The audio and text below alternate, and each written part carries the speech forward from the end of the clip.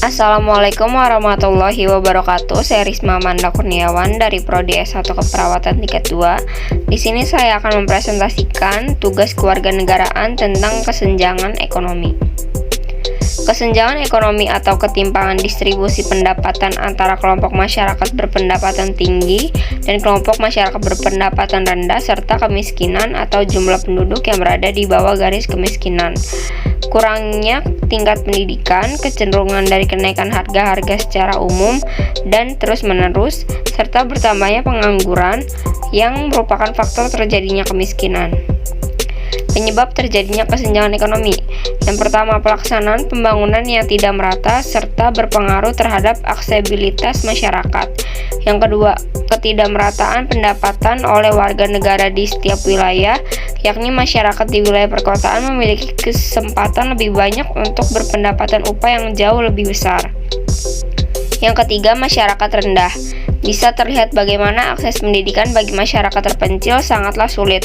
Pendidikan masyarakat yang rendah sangatlah berpengaruh bagi kesenjangan ekonomi karena hal tersebut akan berkaitan dengan kualitas SDM dan pesaing di era industrialisasi dan keterbukaan informasi.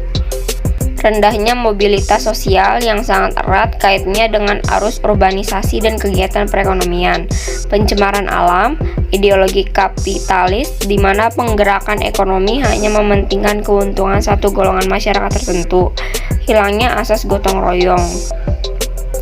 Dampak kesenjangan ekonomi. 1. Timbulnya kesenjangan sosial. 2. Angka kriminalitas yang tinggi. 3. Kualitas pendidikan yang rendah. 4. Kualitas kesehatan yang turun. 5. Longgarnya tali persatuan dan kesatuan. Contoh kesenjangan ekonomi. Kesenjangan ekonomi antar wilayah juga terjadi di Indonesia. Kesenjangan ini berkaitan dengan strategi pembangunan Indonesia yang bertumpu pada aspek pertumbuhan ekonomi sejak masa Orde Baru.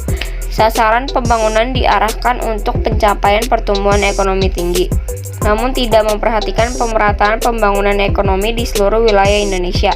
Walaupun aspek pemerataan sempat menjadi perhatian ketika urutan prioritas trilogi pembangunan diubah dari pertumbuhan, pemerataan, dan stabilitas pada Pelita II pada tahun 1974 sampai 1979 menjadi pemerataan, pertumbuhan, dan stabilitas dari pada Pelita III 1979 sampai 1984. Namun, inti tumpuan pembangunan Indonesia tetap saja pertumbuhan, growth bukan equality. Dalam praktiknya, pemerintah hanya menetapkan target tingkat pertumbuhan yang hendak dicapai, namun tidak menetapkan target mengenai tingkat kemerataan. Upaya untuk mengurangi kesenjangan sosial dan ekonomi. 1. Mengajarkan nilai-nilai Pancasila. 2. Menomorsatukan pendidikan. 3. Menciptakan lapangan kerja dan meminimalis kemiskinan. 4. Meminimalis KKN dan memberantas korupsi. 5. Meningkatkan sistem keadilan di Indonesia serta melakukan pengawasan yang ketat terhadap mafia hukum.